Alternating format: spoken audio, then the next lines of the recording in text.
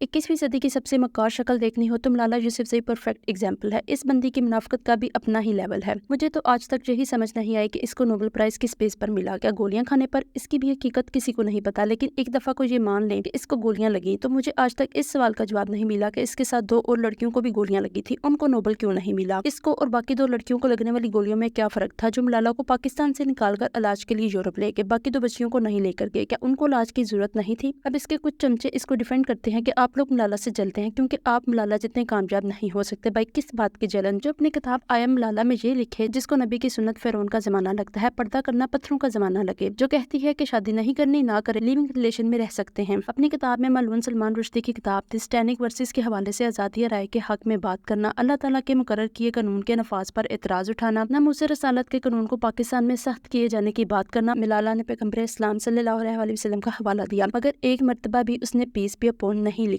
मैंने तो गैर मुस्लिम तक को प्रॉफिट के साथ पीस बी अपॉन लिखते देखा है, मगर मलाला के नाम पर जो किया गया वो ना सिर्फ किसी मुसलमान के शान निशान नहीं बल्कि इस्लामी तलीमात के भी खिलाफ है। हर मुसलमान के लिए आप सल्लल्लाहु अलैहि वसल्लम का जिक्र आने पर सल्लल्लाहु अलैहि वसल्लम ना कहने पर सख्त वाइद है। मेरे लिए तो ये बात भी नाकाबिल यकीन है कि स्वात जैसे इलाके से ताल्लुक रखने वाली एक बच्ची जो खुद सर पर चादर लिए बगैर बाहर न निकलती हो, वो इस बात पर एहतजाज करे कि जनरल ज़िया उल हक के दौर में लड़कियों को हॉकी खेलते वक्त शॉर्ट्स पहनने से क्यों रोका गया और इन्हें बैगी ट्राउजर्स पहनने पर क्यों मजबूर किया गया। जब ये किताब लिखी गई मलाला 16 साल की थी। मान लें कि किताब उसके बाप ने उसके नाम पर लिखी, लेकिन अब तो वो बड़ी हो गई है, अब तो अकल रखने लगी है, अब क्यों किताब में लिखी कंट्रोवर्शियल बातों को डिनाई नहीं करती और ऐसी धोखेबाज औरत से हम जलेंगे। लिबरल सेकुलर्स कहते हैं कि उसने दहशत गर्दों से गोलियां खाई हैं इसलिए उसको नोबेल मिला। तो क्या उसको नोबेल मिलने से दुनिया का पर्सपेक्टिव चेंज हो गया है पाकिस्तान की तरफ? क्या उसने इस्लाम को पीसफुल मजहब दिखाने के लिए कुछ किया? नहीं, लेकिन आप ये देखेंगे कि काफिर उसको किस तरह पाकिस्तान और इस्लाम के अगेंस्ट यूज करते हैं। दुपट्टा सर पर रखवाकर उससे इस्लाम के खिलाफ किताब लिखवाते हैं, पाकिस्तान में दहशत गर्दी पर शोज करवाते हैं। तो खुद एनालिसिस करेंगे किसको फायदा हुआ। पाकिस्तानी इसको सही प्लांटेड कहते हैं, जो गोलियां खाने का ड्रामा करके खानदान समेत मुल्क से भाग निकली। अगर सच्ची थी तो पाकिस्तान वापस आती, अपने मुल्क लोगों में रहकर उनके लिए काम करती, लेकिन वो नहीं आई। क्या अब सवात में कोई दहशत गर्दी नहीं? क्या अब वहाँ का एजुकेशन सिस्टम जबरदस्त हो गया है? और अगर एक दफा को मान लें कि उसको वाकई गोलियां लगी, फिर तो उसे अपने मुल्क के लोगों का ज्यादा एहसास करना चाहिए था। हमें आज तक अपने शहर के पोस्ट ऑफिस का नहीं पता। ये मैडम बीबीसी को लेटर पता नहीं कैसे लिख लेती थी। इसने आज तक जिस चीज से शोहरत हासिल की उसमें क्या काम किया है। एपीएस में 150 बच्चे शहीद हुए, उनके बहन भाई कितने जख्मी हुए, सब आज भी उसी स्कूल जाते हैं। वो इस मुल्क को छोड़कर नहीं भागे। अपने मुल्क को बदनाम करके अपने दीन को नीचा दिखाकर नोबेल लेने पर लानत हो। अगर ये वाकई बच्चों के लिए निकली होती तो गजा के बच्चों पर बोलती। गजा में बच्चे कत्ल कर दिए, उनको जिंदा जला दिया, टुकड़े टुकड़े कर दिए, भूखे मार दिए। इसराइली जहन्नमियों ने सारा फलस्तीन कब्रिस्तान बना दिया, लेकिन नोबेल इनाम याफ्ता झूठी अमन की फाख्ता का दिल नहीं दुखा। लेकिन एंकर के कुत्ते के मरने पर बेचारी कितने दिन सदमे में रही। बाद में लोगों के हाथों जलील होने के बाद एक ट्वीट करती है फलस्तीन के हक में, उसमें भी इसराइल का नाम लेने की जरूरत नहीं करती। और जब उस ट्वीट पर भी लोगों ने लान तान की तो फिर एक दफा नाम लिया। और अब जहाँ ये अमन की फाख्ता बनकर हमारे सरों पर नाजिल है, गजा की आवाज बनने की जगह कॉमेडी शो में आएगी। हॉलीवुड में डेब्यू किया है। वैसे लड़की अब पहुंची है अपनी असल पर, यही इसकी हकीकत है। सालों पहले उसने अपना एक्टिंग टेस्ट पास कर लिया था, अब फाइनली उसके टैलेंट को पहचान लिया गया है। अमन पढ़ाई मजलूमियत का ड्रामा करके सारी दुनिया से हमदर्दी तो ले ली, लेकिन अपने अंदर की मुनाफिकत को छुपा ना सकी। उसने और उसके बाप ने सिर्फ दूसरे मुल्क लग्जरी लाइफ एंजॉय करने के लिए अपने मुल्क और इस्लाम को बेचा। इसको पूछने वाले एक दफा तो सोचें कि अमेरिका, यूरोप, जिन्होंने नाम नहाद दहशतगर्दी के खिलाफ जंग में इराक, अफगानिस्तान और पाकिस्तान में लाखों मुसलमान, जिसमें हजारों मलालाएं शामिल थीं, उनके खून से अपने हाथ रंगे, वो स्वात की इस मलाला पर क्यों इतने मेहरबान हो गए और इसको किस मकसद के लिए इस्तेमाल करना चाहते हैं।